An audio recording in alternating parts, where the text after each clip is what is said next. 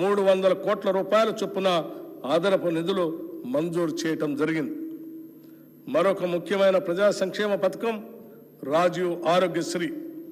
ఈ పథకం కింద మా హామీ ప్రకారం డిసెంబర్ 9, 2023 నుండి వైద్య ఖర్చుల పరిమితిని 5 లక్షల రూపాయల నుండి 10 లక్షల రూపాయల వరకు పెంచడం జరిగింది.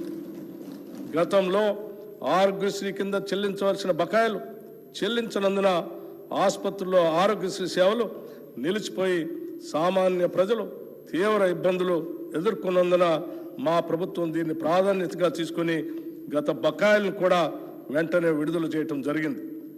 భవిష్యత్తులో కూడా ఆరోగ్యశ్రీ కింద వైద్య సేవలకు ఎటువంటి అడ్డంకి లేకుండా అవసరమైన నిధులు చెల్లించడం జరుగుతుంది.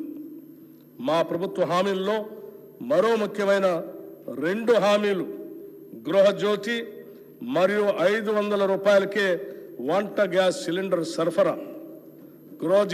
గృహజ్యోతి పథకం ద్వారా అర్హులైన వినియోగదారులందరికీ నెలకి 200 యూనిట్లు ఉచిత విద్యుత్తును అందించడానికి మరియు అర్హులైన వినియోగదారులకి 500 రూపాయలకే వంట గ్యాస్ సిలిండర్లు సరఫరా చేసే పథకాలకి మరో ముందడుగు వేశాం. ఫిబ్రవరి 4, 2024 రాష్ట్ర మంత్రివర్గ సమావేశం ఈ పథకాల అమలుకి ఆమోదం తెలిపింది. త్వరలోనే తగిన విధి విధానాలు రూపకల్పన చేసి వాటి ఫలాలను ప్రజలకు అందించడం జరుగుతుంది. మహాలక్ష్మి, రైతు భరోసా, ఇందిరమ్మ ఇళ్ళు, చేయూత, యువ వికాసం హామీల అమలుకు మా ప్రభుత్వం చిత్తశుద్ధితో ఉంది. వాటిని వీలైనంత త్వరలో అమలు చేసే సంకల్పంతో ఉన్నాం. ఈ బడ్జెట్లో ఈ పథకాల అమలుకి 53,196 కోట్ల రూపాయలు ప్రతిపాదించడం జరిగింది. ఈ కేటాయింపు ఒక ప్రాథమిక అంచనా ప్రకారం మాత్రమే చేయటం జరిగింది. హామీలకు సంబంధించిన విధి విధానాలను రూపొందించే పని ఇంకా కొనసాగుతున్నందున అది పూర్తయిన వెంటనే అమలుకు అవసరమైన పూర్తి నిధులు కేటాయిస్తాం. ఎన్నికల ప్రణాళికలో చెప్పిన ప్రతి హామీని నెరవేర్చేందుకు కృతనిశ్చయంతో ఉన్నాం.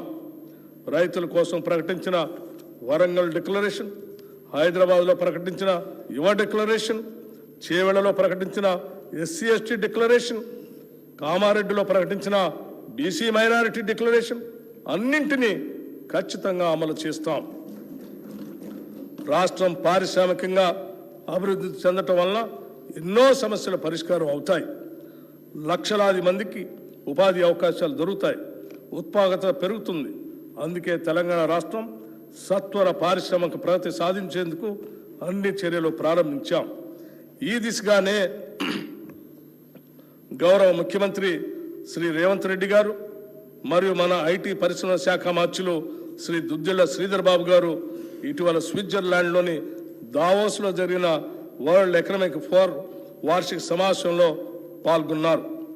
మన రాష్ట్రానికి భారీగా పెట్టుబడులు తెచ్చే లక్ష్యంతో పలు పారిశ్రామికవేత్తలతో వరుస సమావేశాలు నిర్వహించారు. తత్ఫలితంగా మన రాష్ట్రానికి దాదాపు 40,000 కోట్ల రూపాయలకు పైబడి పెట్టుబడులు రానున్నాయని ఈ సందర్భంగా చెప్పటానికి సంతోషిస్తున్నాం. తెలంగాణ ప్రభుత్వం అనుసరించబోయే విధానాలను ప్రఖ్యాత పారిశ్రామికవేత్తలు ప్రశంసించిన విషయాన్ని కూడా ఈ సందర్భంగా మీకు తెలియజేస్తున్నాం.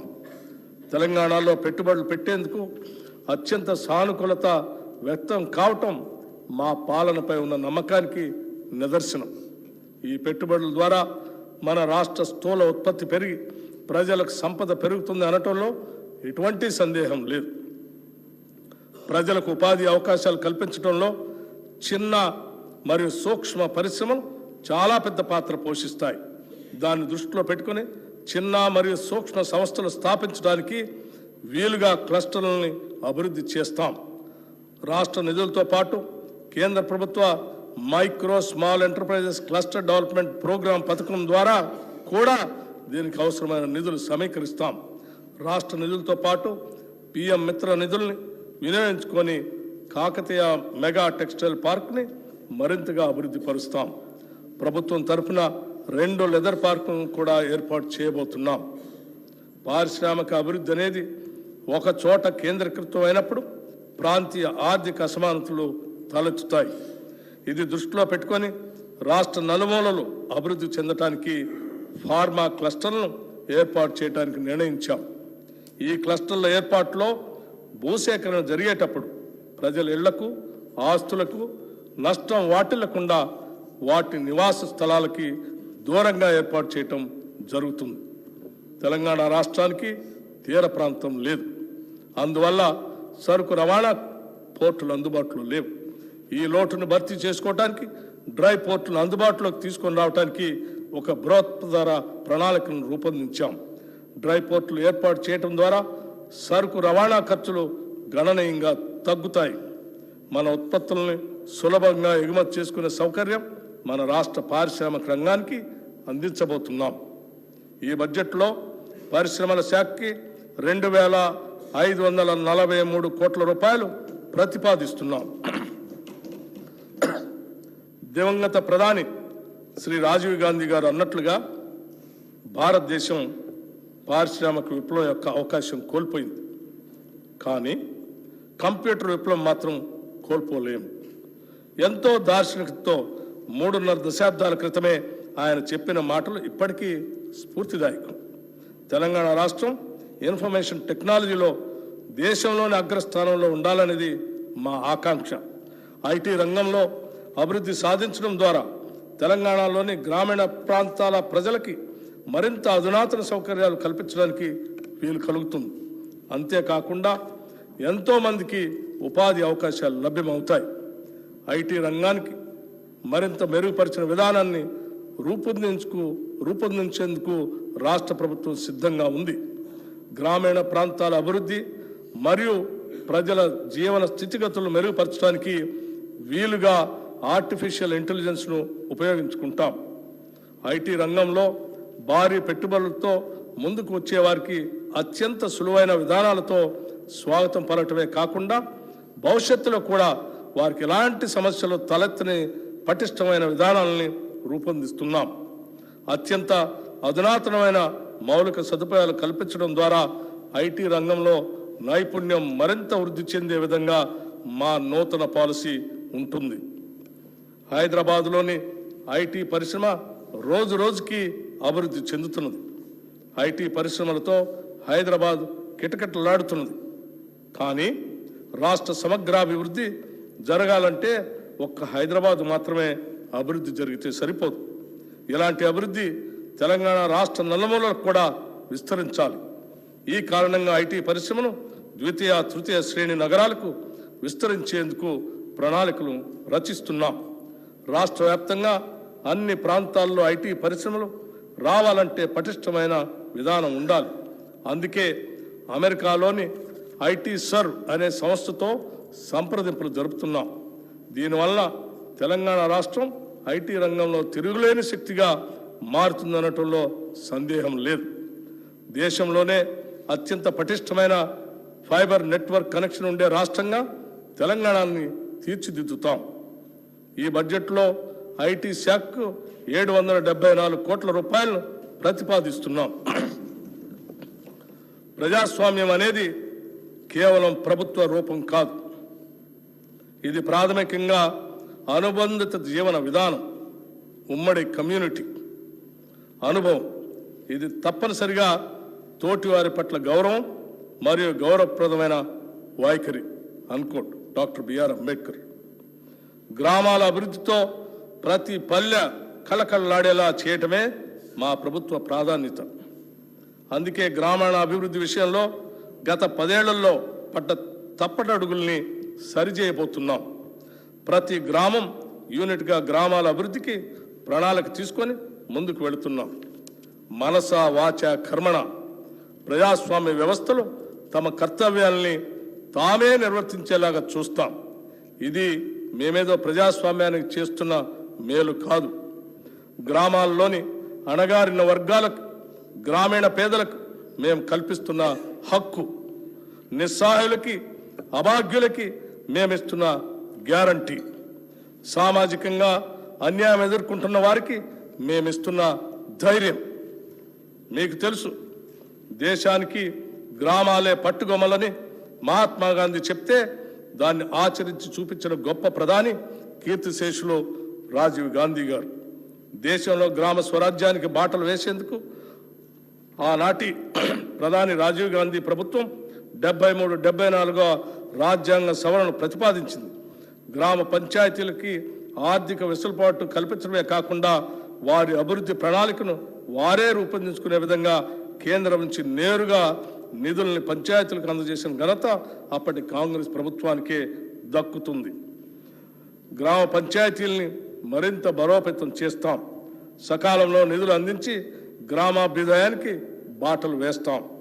గ్రామీణ ప్రాంతాలలో సురక్షిత తాగునీరు ఇప్పటికీ పూర్తిగా అందుబాటులో లేదు. 35,752 కోట్ల రూపాయలు ఖర్చు చేసి మిషన్ భగీరథ పూర్తి చేశామని గత ప్రభుత్వం గొప్పలు చెప్పింది. వాస్తవానికి ఇన్ని వేల కోట్లు ఖర్చు చేసినా ఈనాటికి రాష్ట్రంలో సురక్షిత మంచినీరు లేని గ్రామాలు ఎన్నో ఉన్నాయి. కేంద్ర జల మంత్రిత్వ శాఖ కూడా అప్పటి రాష్ట్ర ప్రభుత్వం తెలంగాణలో 100% ఇళ్లకు సురక్షిత మంచినీరు అందుతుందని చెప్పడాన్ని తప్పుబట్టింది.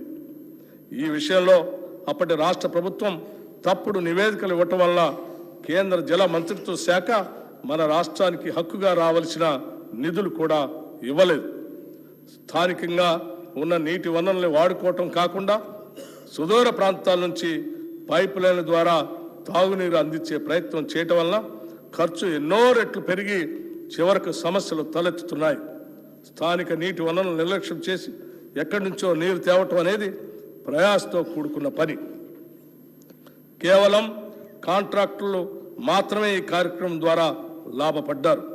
ఈ కారణంగా గ్రామీణ పేదలు సురక్షిత మంచినీటి కోసం ఇంకా ఇబ్బంది పడుతూనే ఉన్నారు. మిషన్ భగీరథ కార్యక్రమాన్ని ఇప్పటికైనా ప్రక్షాళన చేయకపోతే ఎంతో ప్రజాధనం వృధా అయ్యే ప్రమాదం ఉందని మీకు తెలియజేస్తున్నాం. అందుకే ఈ దిశగా దిద్దుబాటు చర్యలు ప్రారంభించాం. 2014 సంవత్సరంలో కొత్తగా ఏర్పడిన మన రాష్ట్రానికి మొదటి ఆర్థిక సంఘం నియమించుకోవటం జరిగింది. రాష్ట్ర ఆర్థిక సంఘం తన నివేదికలో రాష్ట్ర నికర స్వంత పన్నుల ఆదాయంలో 11% నిధులు గ్రామీణ మరియు పట్టణ స్థానిక సంస్థలకు కేటాయించమని సిఫార్సు చేసింది.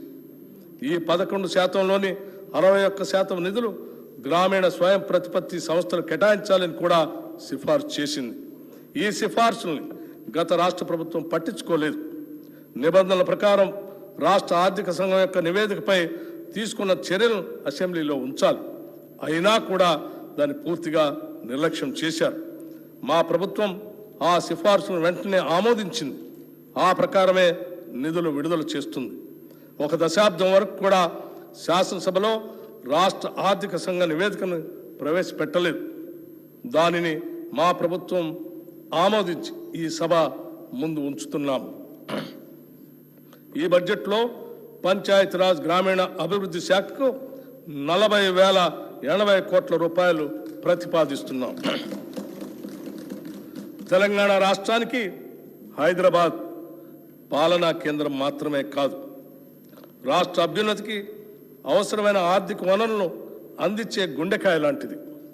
హైదరాబాద్కు ఈ ఆర్థిక శక్తినిచ్చింది గత కాంగ్రెస్ ప్రభుత్వాలే.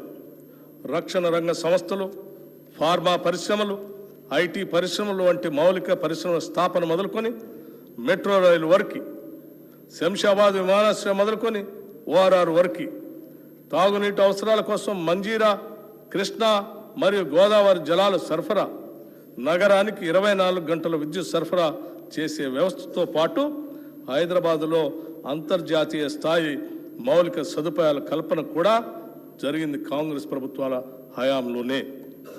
హైదరాబాద్ అభివృద్ధి ద్వారా సృష్టించబడిన సంపద ఏ కొందరు అధికారులకో లేదా నాయకుల స్వార్థం కోసం కాదు. అది యావత్తు ప్రజలందరికీ చెందాలనేదే మా లక్ష్యం, మా మార్గం. అందుకే పాలనా పరంగా అన్ని సంస్థలని, వ్యవస్థల్ని ప్రక్షాళన చేస్తున్నాం. మూసీ ప్రక్షాళనతో పాటు మూసీ పరివాహక ప్రాంతాన్ని ఉపాధి కల్పన జోన్గా మార్చే కార్యాచరణ మొదలుపెట్టాం. మూసీ అంటే ముక్కు మూసుకొని పోవాల్సిన పరిస్థితి నుండి దానిని పునరుజ్జీవింప చేయడానికి వడివడిగా అడుగులు వేస్తున్నాం. మూసీ రివర్ ఫ్రంట్ని అభివృద్ధి పరిచేందుకు నూతన విధానాలను ఆకలింపు చేసుకుంటున్నాం. గౌరవ ముఖ్యమంత్రి శ్రీ రేవంత్ రెడ్డి గారు మరియు అధికారులు ఇటీవల లండన్ పర్యటన సందర్భంగా థేమ్స్ నదీ నిర్వహణ తీరుని పరిశీలించారు. ఏ మాత్రం కాలుష్యం లేకుండా థేమ్స్ నది లండన్ నగరం మధ్య నుంచి ప్రవహిస్తున్న తరహాలోనే మూసీ రివర్ ఫ్రంట్ని అభివృద్ధి పరచాలని ఆకాంక్షిస్తున్నాం. ఈ మేరకు ఇటీవల హైదరాబాద్ వచ్చిన British high commissioner Alex Ellis మరియు